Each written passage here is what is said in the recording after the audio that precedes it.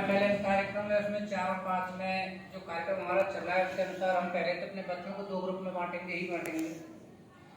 Same condition 4 में भी है और 5 में भी है। वही बातें 5 पे भी लागू होती हैं और 4 पे भी लागू होती हैं कि हमको ए और बी 2 ही ग्रुप बनाने हैं। तो हम बी ग्रुप चाहे वो 5 का हो चाहे 4 का हो, तो दोनों को हम बी ग्रुप वालों को एक साइड में रखेंगे और ए ग्रुप वालों को एक साइड में रखेंगे। हमारी एक पुरानी पद्धति है कि हम मॉनिटर जरूर बनाएं। क्लास चाहे 1 हो चाहे 5 हो चाहे 8 हो, यदि हमें मॉनिटर पद्धति अपनाएंगे। मैं जब हमारी जूनियर बिल्डिंग बन रही थी तो उस समय हम मात्र 2 ही थे, मैं और एक इस समय हमारे इंचार्ज प्रधानाध्यापक जूनियर में अनिल कुमार, वो भी निर्माण प्रभारी थे। और मेरे विद्यालय में 1 से लेकर 8 तक 121 बालक थे जिनको मैं अकेला मैनेज करता था।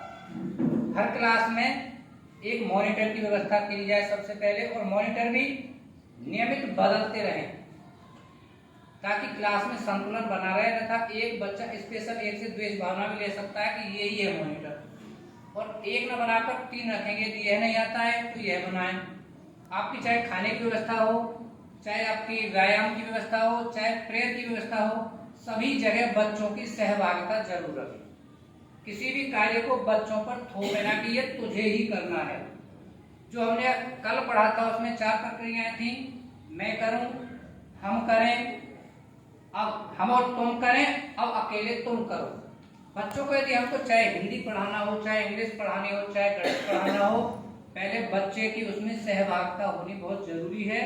और बच्चे को ठीक डॉक्टर की तरह उसकी कमजोरी निकालिए बच्चे के अंदर से। वह नहीं बताएगा मुझ पर यह नहीं आता है। यदि हम बच्चे को पढ़ा रहे हैं तो हम बच्चे के अंदर से निकाल लेंगे। और जहां तक मैं मानता हूँ हमारे विद्यालय में प्राइमरी में और जूनियर में हमारे जितने भी बच्चे हैं, मैं अपनी उंगलियों पर भी बता सकता हूँ मेरे किस बच्चे पर कितना आता है, चाहे मैं 1 2 3 को पढ़ाता हूँ या नहीं भी पढ़ाता हूँ। क्योंकि सप्ताह में 1 या 2 दिन ऐसा नहीं कि जो 3 तक पढ़ा रहे हैं वही 3 को पढ़ाएंगे, 4 5 वाले भी 3 बजाएंगे, तो उन्हें भी अपने बच्चों की जानकारी होनी चाहिए। और हमारे मास्टर बता रहे हैं वो 1 2 3 को पढ़ा रहे हैं, इनको भी हर बच्चे की जानकारी है।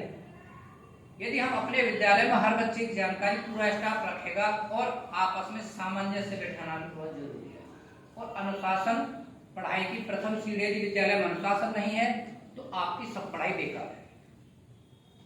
एक क्लास में हम कोई भी होमवर्क कराएं, चाहे इंग्लिश कराएं चाहे मैथ कराएं, तो दूसरे क्लास में हम मॉनिटर व्यवस्था बनाएंगे। मैं इसको कोर्स करा रहा हूं, आप इसको देखेंगे। उसको ये लगे कि आप पढ़ाई नहीं, आपको सिर्फ देखना है कि पढ़ रहे हैं या नहीं पढ़ रहे। उसका अपेयर तो कि आपको ये बताना है, नहीं आपको ये करना है, बस उस पर थोप करना करना है।